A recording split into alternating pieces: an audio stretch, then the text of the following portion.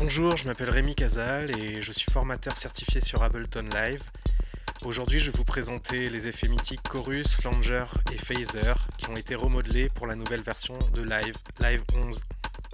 On va commencer par le Chorus qui se trouve dans la section Pitch et modulation des effets audio. En effet, le Chorus va moduler la hauteur en fréquence des sons qu'il traverse. Je mets le dry wet à 100% pour entendre uniquement le son de l'effet.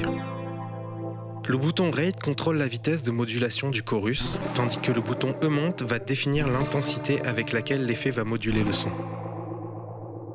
On entend que plus je vais vers 100%, plus le chorus module la hauteur de mes accords de guitare. Je vais baisser la vitesse de modulation. Le bouton Feedback va réinjecter le son en entrée du chorus et va amplifier la fréquence de modulation, un peu comme la résonance d'un filtre.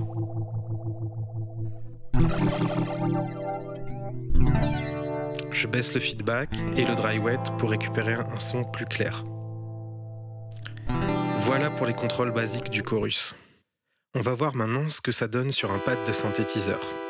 La grande nouveauté, c'est l'algorithme Ensemble, qui s'inspire du fameux Solina String Ensemble, un synthé des années 70 qui est une référence pour son chorus intégré. On va écouter ça.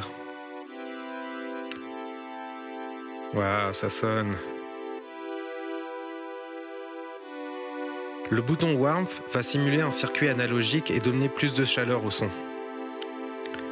Tandis que le bouton Width va élargir la stéréo. Waouh, c'est super, j'adore.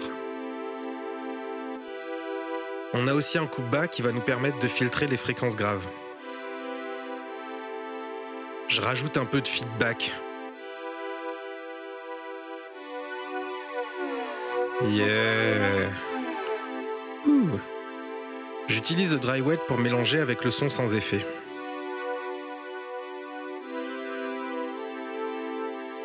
Sans le chorus.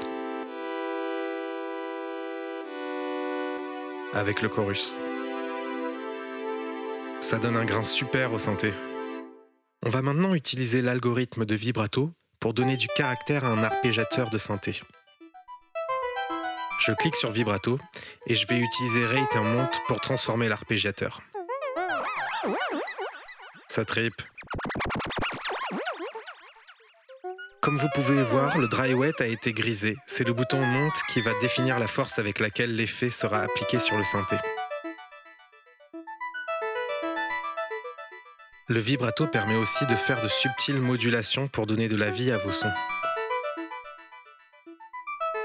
Par-dessus, on peut bien sûr rajouter un nouveau chorus. Je vais utiliser l'algorithme Ensemble. Je mets le dry wet à fond. Je touche les paramètres pour avoir un son qui me plaît. Le warmth va couper un peu les aigus. Je remets la guitare acoustique et le pad. Waouh, ça y est, on est dans l'espace. C'est fantomatique. Tout ça grâce au chorus Ensemble. Je retouche un petit peu mes réglages pour que ce soit pas trop détuné.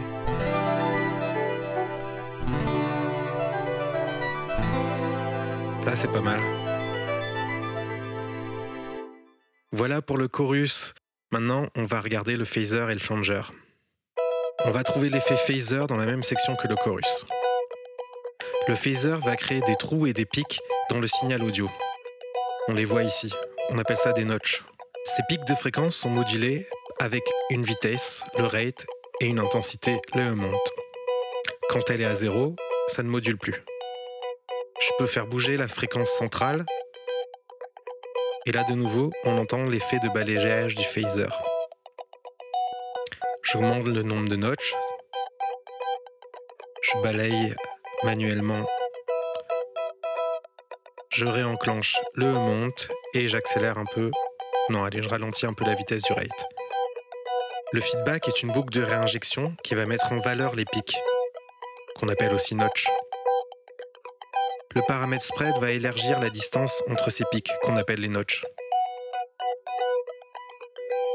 Et le blend va mélanger les sons proches du centre grâce au center et élargis grâce au spread. Ça va être un mix des deux.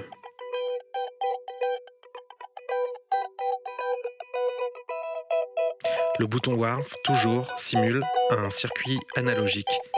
Ça coupe un peu les aigus et ça donne de la chaleur au son.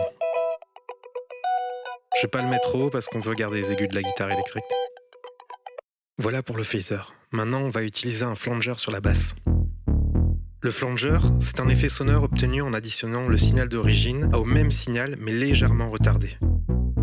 Ainsi, time va être le temps de ce retard et va influer beaucoup sur le son. Ce délai est modulé aussi par un LFO avec rate, le feedback, la réinjection qui met en valeur les fréquences modulées. Et le monte, toujours l'intensité avec laquelle ça va moduler le délai. Le son original, le son du flanger et un mix entre les deux grâce au dry wet. Ça donne du caractère à ma basse. Maintenant, on va voir l'effet du doubleur.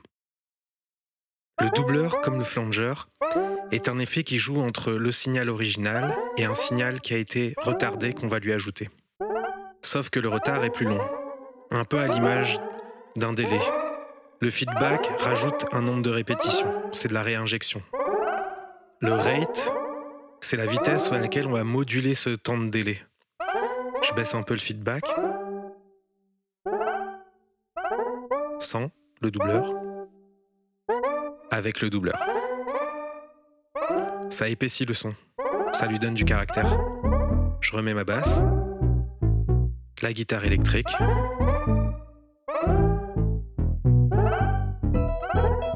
Voilà, phaser, flanger, doubleur, pour donner du caractère et du grain à vos sons.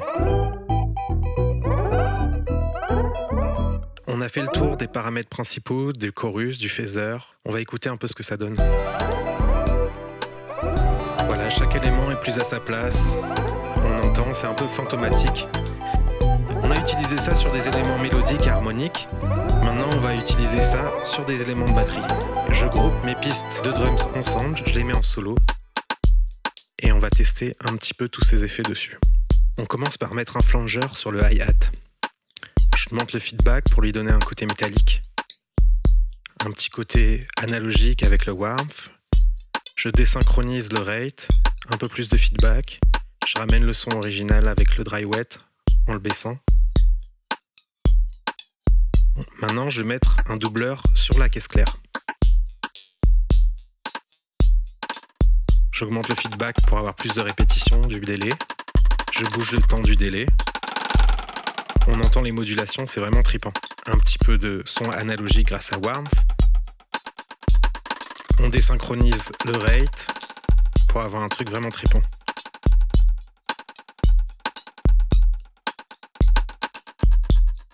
Pareil, du doubleur sur la grosse caisse. J'augmente le feedback.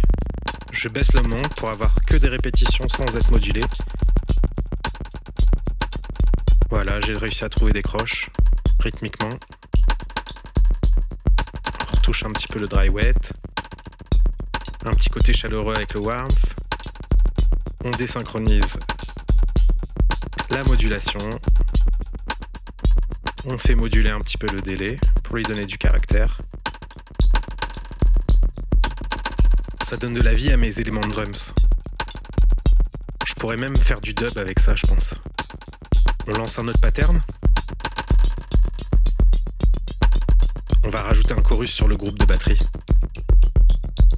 Allez, l'algorithme ensemble parce que je le kiffe. On baisse le monte, on monte le dry wet. Waouh! Un petit peu de chaleur, plus de feedback. On baisse la vitesse de modulation. Je vais remettre les autres éléments.